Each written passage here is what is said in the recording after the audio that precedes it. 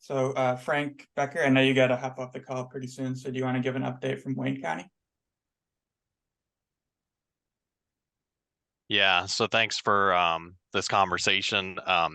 Downy mildew is kind of the hot topic right now in our area. It really came on strong. Honestly, Medina County seems to have a little worse as it moves south into Wayne and Holmes. So that's been primarily the big disease topic in vegetable crops. Apples. This week was kind of our first week for seeing some heavy loads of spider mites in some orchards.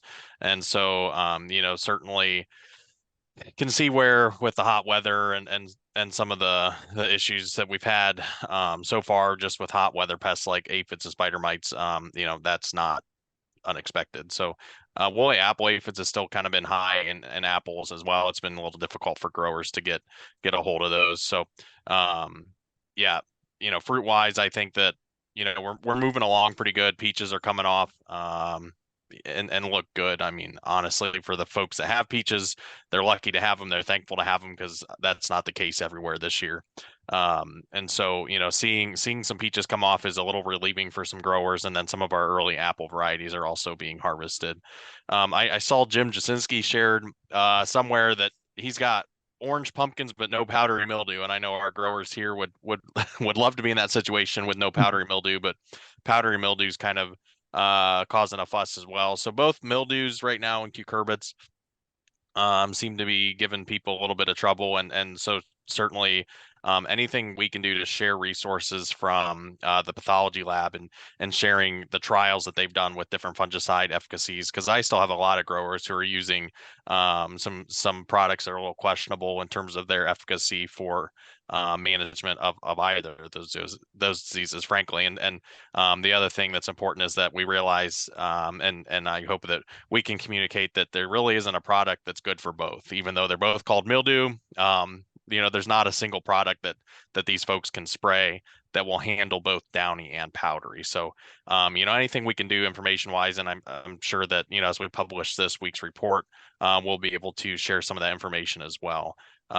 Flea beetles have kind of made another comeback here as the next round of cucurbits, or excuse me, of cole crops gets planted the fall round of cabbage and broccoli. Every year kind of the same thing happens. We forget about them as we harvest, and then we put transplants in the ground and they come back. So that's kind of where we're at disease and pest wise. Japanese beetles, I will kind of throw those in.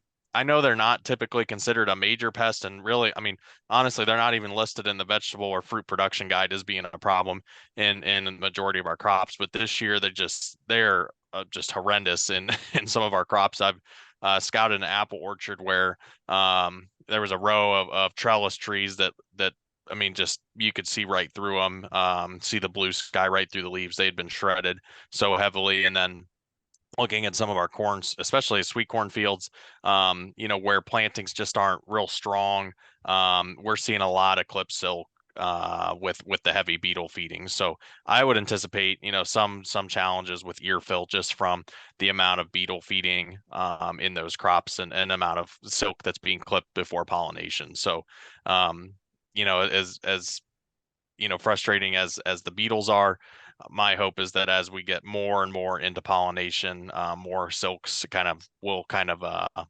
lessen the impact of the feeding. So we'll see where those numbers go, but very heavy feeding right now around the county. So if anybody has any questions, if not, that's my update from Wayne County. Fantastic new information there, Frank. I take it sweet corn harvest hasn't started in Eastern Ohio yet. It's early. We're just starting to see some come into the produce auctions, but it's really only come on in the last week or so. Our growers typically, I mean, I think that's probably the standards. They want to have sweet corn by 4th of July.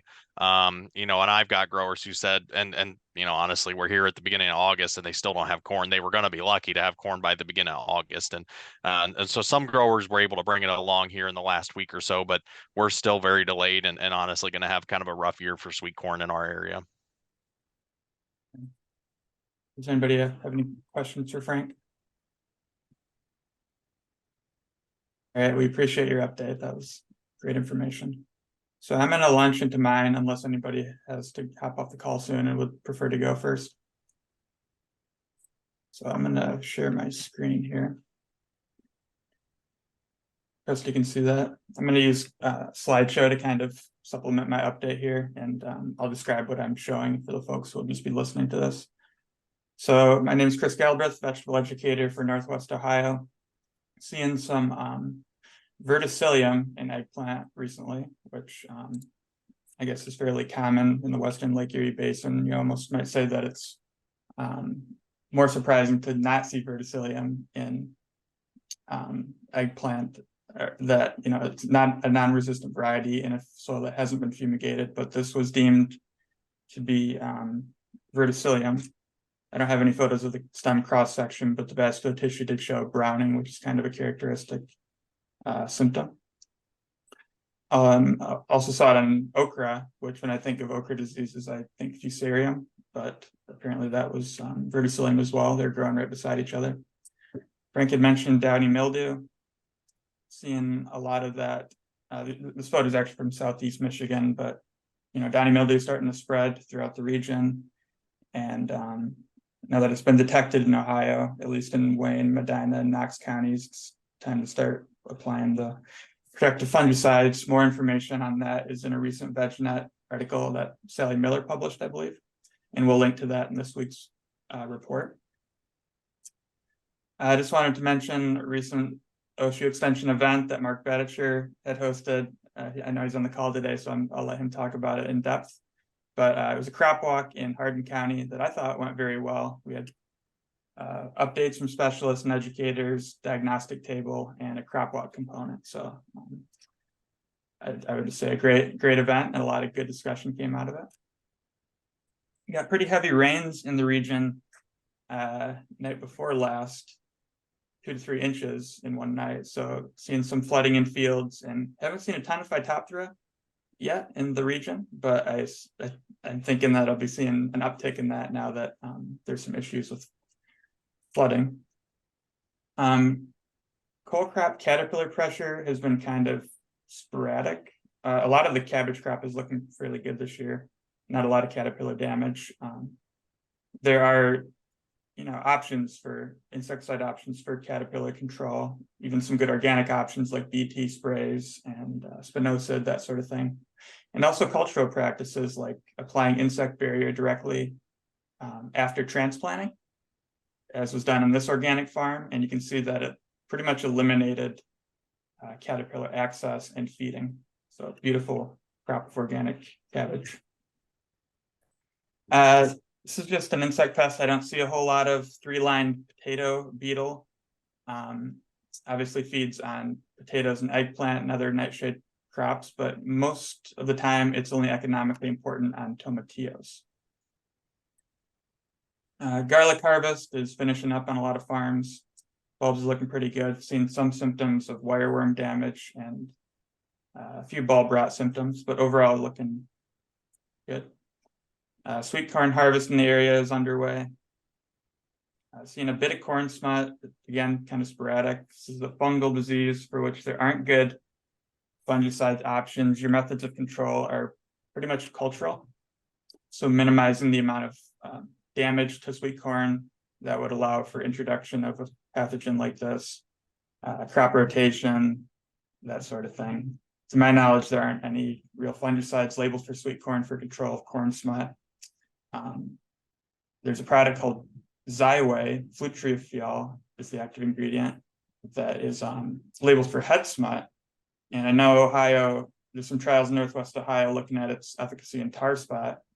And so there's some grower interest in seeing if that product would also have some sort of activity on corn smut, but that's to be determined. Something worth mentioning. So corn earworm and European corn borer pressure has been pretty light this year, I would say. I haven't been catching very many at all in my traps, but for anybody who reads the corn newsletter that the agronomy team puts out, they're obviously reporting pretty heavy Western bean cutworm catches recently, and I caught 19 in a trap that I just counted yesterday. So a lot of Western bean cutworm pressure at the moment. which I think this is the caterpillar pest that will be driving sweet corn spray programs. Other fruiting vegetables being harvested like eggplant, peppers, and I'll just close with a few photos of insect plant interactions that I thought were interesting.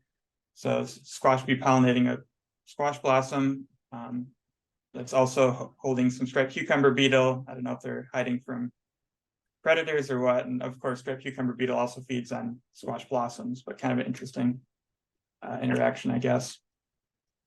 And Colorado potato beetle can do quite a bit of damage to some of the nightshade weeds that are out there. This is Jimson weed, for example. So it's satisfying to see sort of biocontrol on some of the weeds that we weren't able to control early in the season. But it also is a food source for Colorado potato beetle and kind of supports population numbers for when you rotate back to a crop like potatoes or eggplant. So can be an issue there. So yeah, that's pretty much all I have for an update. One more thing to mention, I suppose, is late blight potatoes was detected in Ontario recently, but to my knowledge has not been seen in Ohio or Michigan. So does anybody have any questions?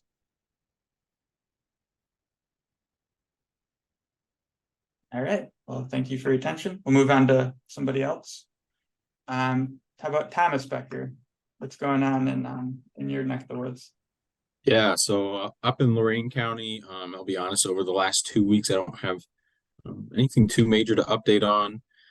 We are starting to have some sweet corn coming off now, just in the past week probably, as well as some peaches starting to come into some of the markets up there. But yeah, nothing too major to add on to what's already been said. So thanks, Chris. Thanks, Thomas. We'll move on to Kyle Veerhoff. Kyle, thanks for being on the call today. How are things going in Defiance County? Pretty good from what I can see. I don't have a huge fruit and veg presence in my county. Just on here to learn a bit, and yeah. Thanks, Kyle. Yeah, we appreciate you being on today. Guess moving right along, Nick Baumer, you have an update for us? I don't have anything this week, just mostly listening today. Thanks. That's fine. Presley, haven't heard from you in a while. What's going on in Seneca County? Oh, other than our beautiful weed population, that's been going great. Nothing more than what you guys have been saying. I'll move it over to Carrie then. Do you have an update for us from Morrow County? A lot of the same things that have already been said. I've seen a lot of drift damage this year. We have an Amish produce auction, and I've had at least a complaint a week for a couple weeks now. So I'm gonna see about getting them all on the sensitive crop registry for next year. It is a fine But idea. that's all I got. Thanks. Yeah, no, thanks for being here. Thomas wrote a great blurb in the last bi-weekly fruit and vegetable report on herbicide drift and specialty crops. So I'd encourage people to go back and read that if they haven't already. All right, thanks, Carrie. And finally, Mark, do you have an update for us? Yes. First of all, I want to thank everyone that's from the team here that came out and helped with the Hardin County Crop Walk. To kind of echo what Carrie just mentioned about the Ohio Sensitive Crop Registry or the Field Watch system. One of the things I do with my growers from the Plain community, since they don't have internet access, so I have a form made out that I have them fill out if they wish to become part of the registry. And then I have them give that directly back to me or through the produce auction to the manager of the produce auction. And then I send them into Jared Steiner there at ODA, and then he puts them on the map. So that's how we handle that. As far as reports from our fruit and vegetable growers, I did get a report on potato beetles being an issue this past week or so. Also heard about aphids appearing in tomatoes, peppers, and cucumber plants. I've been distributing the Midwest Commercial Vegetable Growers Guide. And I kind of noticed, since that's become more of a multi-state effort, maybe it was before, but I noticed going through it, it's mostly text now and not any pictures or, I think maybe they did that to keep costs down. I don't know. But if there was a guide that had a lot of pictures in it, colored pictures, I know that would increase the cost. That would maybe be more helpful to the growers to be able to identify, what their problems are so that they know how they might manage it.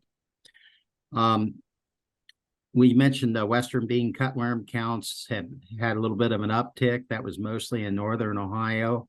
I did see in my traps this past week an uptick Western bean cutworms, but we're still at relatively low numbers with that pest. Do have on my schedule today to go out and visit an apple orchard. Had a grower contact me after the crop walk that would like us to come out and walk through the orchard and see what issues they have going on and some general recommendations for pruning and other management tips. So I'll probably be in more contact with some of you after we do that today. But I appreciate the opportunity to interact with everyone on the call. Thanks, Mark. Yeah, I'd said that that event was a smashing success. So keep those sorts of programs coming. And that's a good idea, including more photos in the Midwest Vegetable Production Guide, because it is like I think it is all text. And so one of my colleagues at MSU, Ben Phillips, he's kind of the editor for that guide. So I can definitely run that idea by him. It's very good input. Hey, Mark, would you be willing to share that form with us? Yeah, I can, maybe I can put it here in the chat and then you guys can have access to what I use. That'd be awesome. Thank you. Thank you, Mark. Okay, so I think that covers it for the educators. So we'll move into our specialists now. Gary, do you have an update for us? Yeah, I could give a quick one. In Southern Ohio, at our Piketon, some of our grapes, more specifically Minnesota varieties like Frontenac Gris, Frontenac Blanc, they already started changing color. In grape terms, it's called variation, and so this is a good time for us to put on netting for controlling birds. So I can write a short blurb about that. And other item, it's more of a just an interesting observation to me. And with our raspberry project, and we purchased one of the bumblebee boxes, and we were told that bumblebees after a couple of days, 2 or 3 days, and once they get used to it, then they would just come out. And I don't know whether we got a box of very lazy bumblebees, and they just seem to really like the environment inside, and they hardly any of them comes out. I just wonder whether you guys have used the bumblebees and have experienced the same kind of deal. I haven't experienced that sort of thing. That's interesting observation. Yeah, in theory, these little things, there's a little window, a door. Yeah, so you just opened it, and then the bumblebees are supposed to chew through the hole after a couple of days, and they need to orient themselves first, and then they chew through the hole, and then they will come out, and and then they will find their way back. But the ones that we got, they seem to be so happy just staying inside. So I talked to one of the blueberry growers, and yeah, he's kind of like me, a little bit on the wacky side sometimes. He just said, well, I just kick the hell out of them sometimes. And I was like, well, maybe I'll go there and kind of bump them a little bit and give them a little kick or tap 3 times. And maybe about 5 of them came out. And yeah, I was just kind of surprised. And I thought they're supposed to just kind of read our instructions and come out. I guess they do not read the instructions. Well, that's anyway, interesting. so yeah, just kind of a observation for people to. So if you, I don't know whether other growers just really tap them really hard and to chase them out or what. I was on a gator, so I could drive really fast away from the box. So anyway, so I'll write a short blurb about putting put the bird netting on for grapes. Okay, yeah, that would be great. And yes, I know that there's been some reports from growers about reduced pollination this year that they attribute to the smoke, kind of decreasing bee activity. Yeah, but I mean, you said this was about last week when the bumblebees were being lazier. Yeah, Because we haven't had really smoky skies recently. But other bumblebees.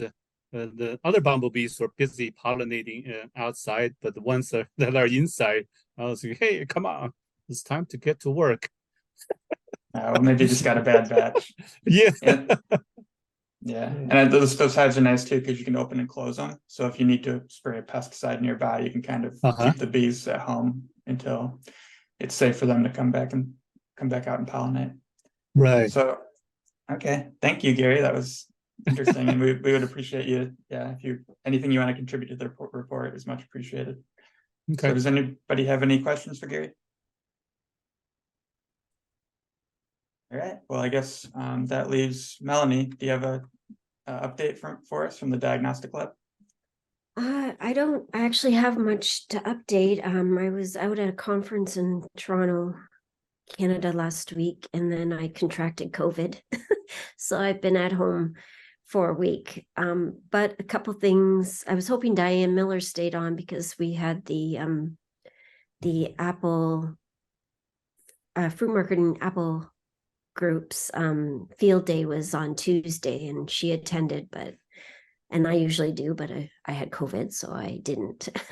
But I've been getting a lot of images from the grape growers, what looks to be too much water, so water damage. So we've had all this dry weather, and then we had, torrential rains, and the berries have taken up that water, cracked, have a bruise appearance.